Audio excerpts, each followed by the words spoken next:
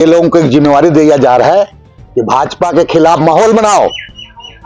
हमें भाजपा को हराना है, चाहे जो भी होगा, हर कुर्बानी देनी होगी। 1996 से पहले हम लोगों को, लोहरा समाज को निर्विरोध रूप से एसटी का जाति प्रमाण पत्र मिलता आ रहा था। जिस तरह से हम आदिवासी एकता रैली हमने 4 फरवरी को किया है और जनता का उत्साह दिखा है, हमने उस मंच से भी घोषणा किया था। इस बैठक में तय किया गया कि भाजपा आरएसएस के खिलाफ पूरे राज्य भर में मुहिम चलाया जाएगा। जो है अपना भारतीय जनता पार्टी के लोग जो हमारा पहाड़ लूटना चाहता है, हमारा देवड़ी मंदिर लूटना चाहता है, कभी कभी आदिवासी जमीन को संशोधन करना चाहता है, वैसे शक्तियों को के खिलाफ हम लोग आवाज उठाने का काम करें।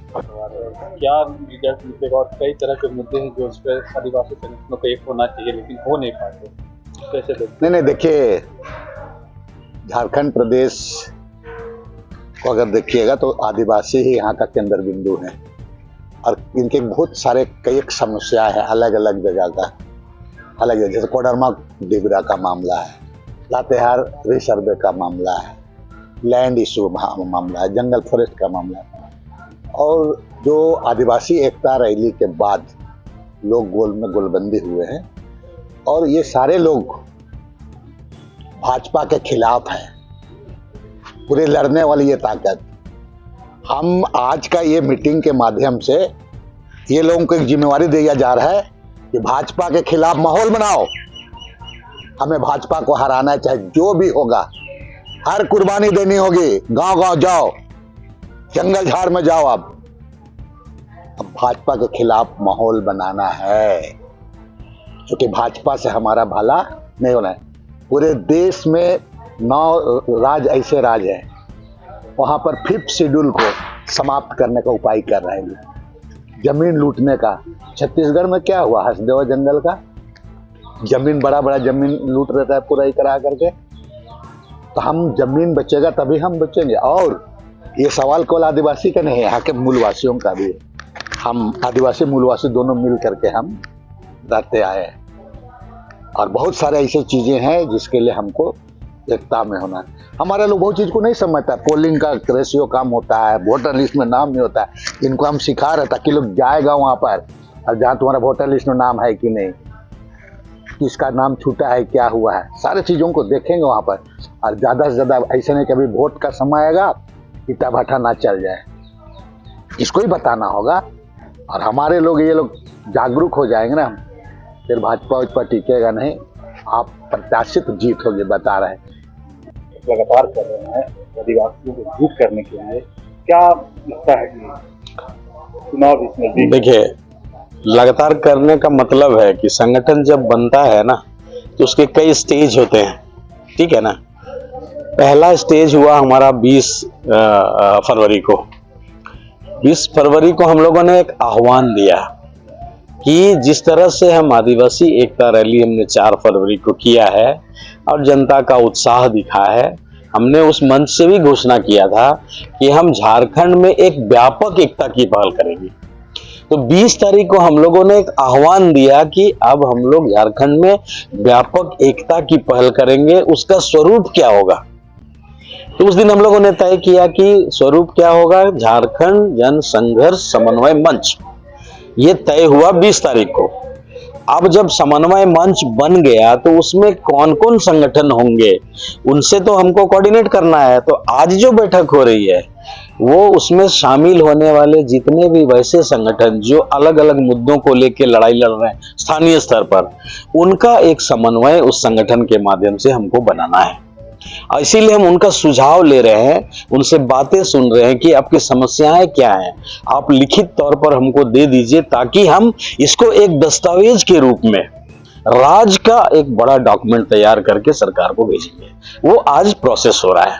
क्या लगता है, चुनाव नजदीक है, आप लोग आज बैठक कर रहे हैं आदिवासी संगठन? नहीं, चुनाव का तो हम लोगों ने दे दिया, हमारा लाइन क्लियर हो गया कि भाजपा और आरएसएस के खिलाफ ये चुनाव होगा हमारा, और जन संघर्ष समन्वय मंच उसके खिलाफ मैदान में उतरेगी और उनके खिलाफ जनता का आह्वान करेगी कि आप उनके खिलाफ वोट करें। क्या होगा इस बार बीजेपी का 2024 में? निश्चित तौर पर बदलाव आएगा। जनता समझ रही है कि कहाँ वो चले गए हैं, किस रूप में चले गए हैं, उनको कहाँ कहाँ घाटा हुआ है, और ये केंद्र की सरकार कैसे लोगों को आपस में लड़ाकर काम करने की कोशिश कर रही है, ये जनता समझ गई है। इसका रिजल्ट आने वाले लोकसभा में भी और विधानसभा में भी दिखेगा। कैमरा के लिए पर्सन। मैं प्रभाकर तिर्की हूँ, झारखंड जन संघर्ष समन्वय मंच का प्रवक्ता।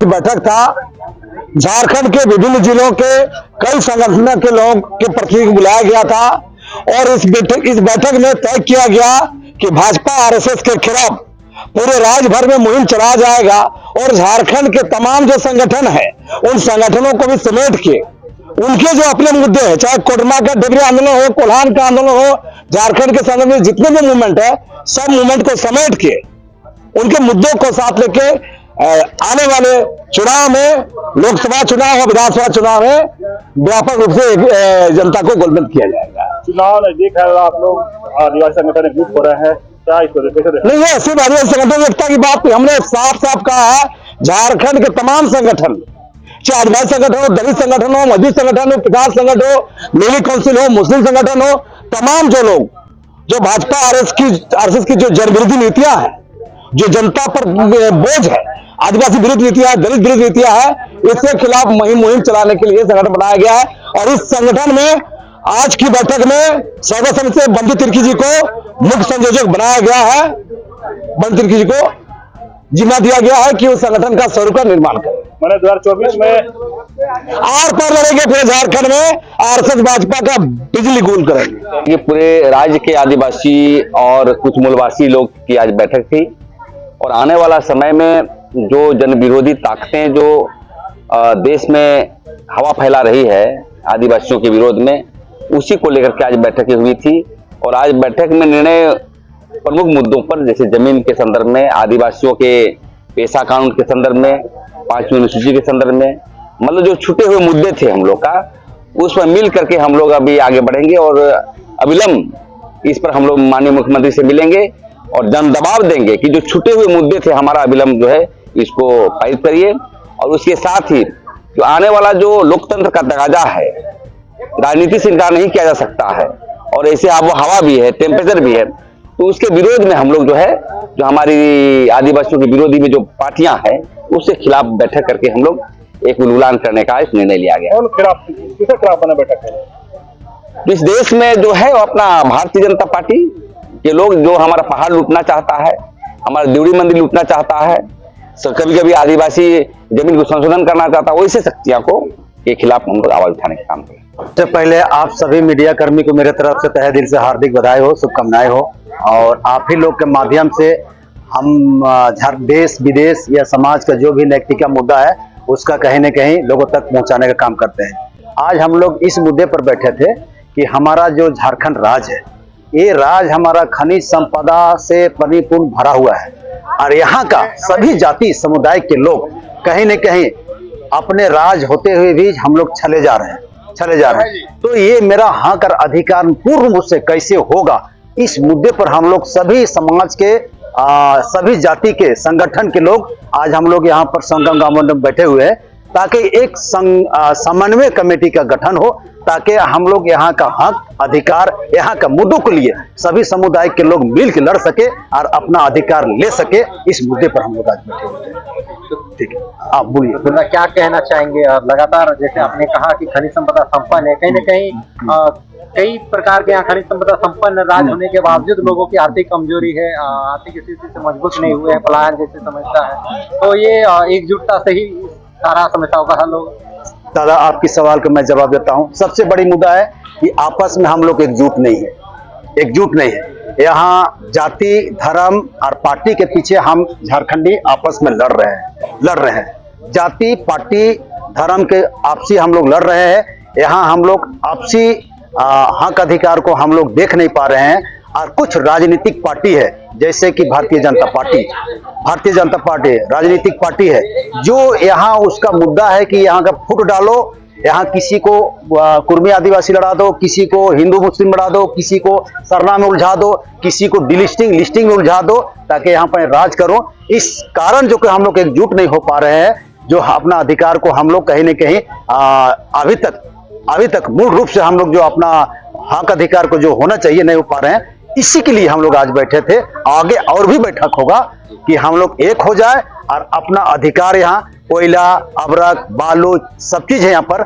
हम लोग को केवल जमीन जाता है तो झाड़ू लगाने, बेलचा मारने के लिए लगा देता है, बाकी इंजीनियर, डॉक्टर जितना सब कुछ बाहर कराता है। तो यही सब चीज को हम लोग को, आप लोग जो बैठक करते हैं उसको कांग्रेस की बैठक कहा जाता है। नहीं, ये कांग्रेस की बैठक नहीं है, ये वो आरएसएस का कहीं राजनीतिक का मुद्दा है, कांग्रेस का बैठक नहीं है। ये हम झारखंडी एकता का बैठक है, सभी समाज का झारखंडी एकता का बैठक है। अपना हक अधिकार का कैसे बचाव हो इसका बैठक है, कांग्रेस पार्टी की एक बैठक है। मेरा शुभ नाम हुआ लाला माली, वर्तमान में सामाजिक संगठन से है, अखिल भारतीय आदिवासी विकास परिषद रांची जिला उपाध्यक्ष हुए, और हमारे प्रदेश अध्यक्ष पूर्व मंत्री गीताश्री मैडम, और वर्तमान में कांके प्रखंड के ऊपरकोट की पंचायत के मुखिया है। धन्यवाद। आयोजन किया जा रहा है, कई मुद्दे हैं, खास करके लोहरा के मुद्दे को लेकर। लोहरा और लोहार ये जो मुद्दा है ये काफी चर्चा में रह रहा है, क्या मामला है और क्यों आप लोग बैठक करने की जरूरत पड़ रहा लगातार? देखिए, लोहरा लोहार का जो मुद्दा है ये बहुत पुराना मुद्दा है, लेकिन 1996 से पहले हम लोगों को, लोहरा समाज को निर्विरोध रूप से एसटी का जाति प्रमाण पत्र मिलता आ रहा था। जब 1996 में जाति प्रमाण पत्र का आधार बनना खतियान, तो उस समय हमारा झारखंड के मोटा मोटी 5 जो जिला है, लोहरदगा, गुमला, सिमडेगा, लातेहार और रांची, खूंटी, इसमें जो भी खतियानधारी है सबका खतियान में अमूमन लगभग लोहार दर्ज है।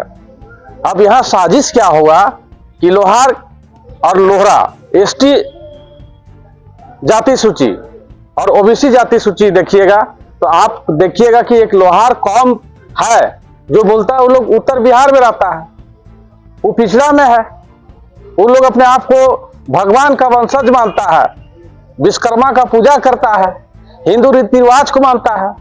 और दक्षिण छोटा नागपुर का जो हम लोग हैं, जिसका खतियान में त्रुटिवश लोहार दर्ज है, हम लोग प्रकृति पूजक है, रूढ़िवादी परंपरा को मानते हैं, सरूल को मानते हैं, जतरा को मानते हैं, यह हमारा कल्चर अलग है।